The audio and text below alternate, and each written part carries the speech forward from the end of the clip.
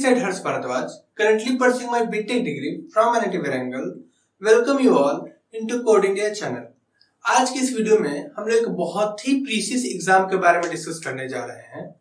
ये exam 12th तक के उन बच्चों के लिए बहुत ही इंपॉर्टेंट एग्जाम है जो कि कंप्यूटर साइंस में एक स्पेशल इंटरेस्ट रखते हैं।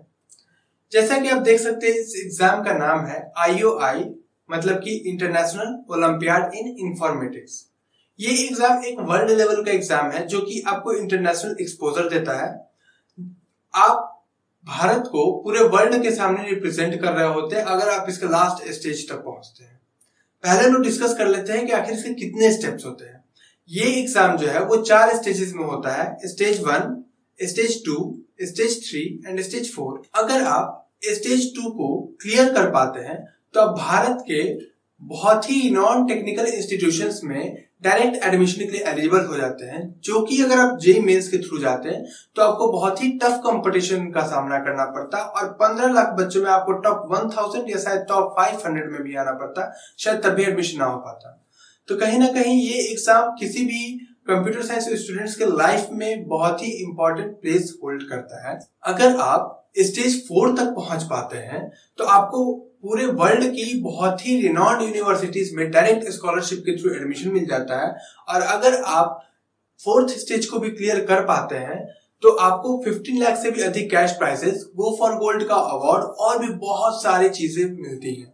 बट दुख की बात यह है कि अभी तक केवल एक ही बच्चा है जो कि इस एग्जाम को क्लियर कर पाया है, वो भी 2015 में।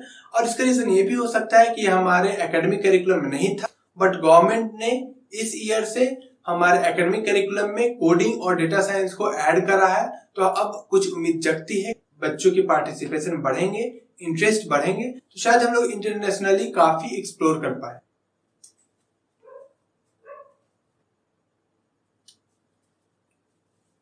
अब हम लोग एक एक करके सारे स्टेजेस के बारे में डिस्कस करेंगे। स्टेज 1 में 2 एग्जाम होते हैं, एक होता है ZIO और एक होता है ZCO।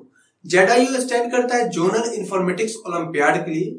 जोनल इंफॉर्मेटिक्स ओलंपियाड एक रिटन एग्जाम होता है जो कि नवंबर से दिसंबर के महीने में पूरे देश में कराया जाता है। इस एग्जाम में तकरीबन 1200 से 1500 बच्चे बैठते हैं। ठीक उसी तरह से ZCO भी एक एग्जाम होता है जो कि स्टैंड करता है जोनल कंप्यूटिंग ओलंपियाड के लिए। ये बेसिकली एक प्रोग्रामिंग एग्जाम है जिसमें C++, जावा और पाइथन जैसे प्रोग्रामिंग लैंग्वेज अलाउड है। आप ZIO या ZCO या दोनों कोई भी एग्जाम अगर क्लियर करते हैं, अगर आप ZIO क्लियर करते हैं, अगर आप ZCO क्लियर करते हैं या अगर आप दोनों एग्जाम क्लियर करते हैं तो आप स्टेज 1 को क्लियर कर लिए। उसके बाद आप आगे बढ़ते हैं स्टेज 2 में। स्टेज 2 INOI होता है जो कि स्टैंड करता है इंडियन नेशनल ओलंपियाड इन इंफॉर्मेटिक्स। अगर हम बात करें तो ZIO या ZCO को मिलाकर टोटल 1200 से 1500 बच्चे इस एग्जाम के लिए बैठते हैं। ZIO या ZCO या कह सकते जोनल लेवल एग्जाम के लिए। इन 1200 से 1500 बच्चों में से कुछ 200 से लेकर 400 बच्चों का सिलेक्शन होता है INOI के लिए। मतलब कि 200 से लेकर 400 बच्चे इस एग्जाम में बैठते हैं। इन 200 से 400 बच्चों में से IOITC मतलब कि international olympiad for informatics training camp के लिए 30 से 40 बच्चों का सिलेक्शन होता है।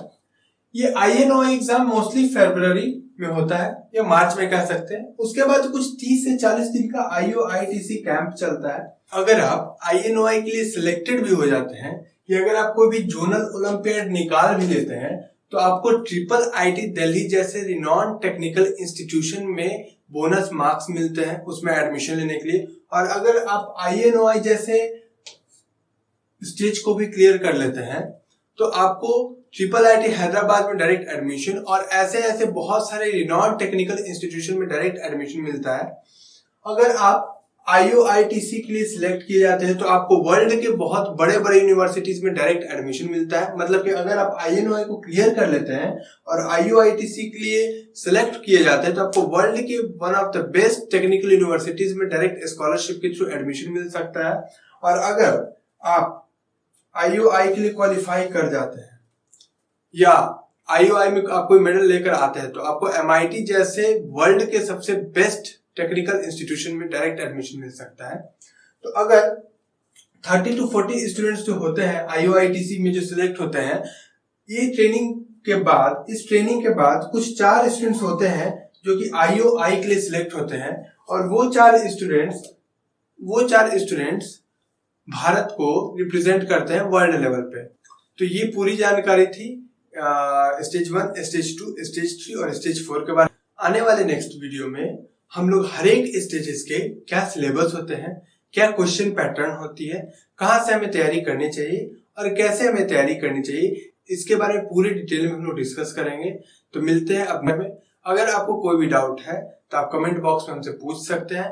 अगर आपको वीडियो अच्छी लगी तो प्लीज लाइक करें, और अगर आप इस चैनल पर नए हैं तो इस चैनल को सब्सक्राइब और शेयर जरूर करें। Thank you.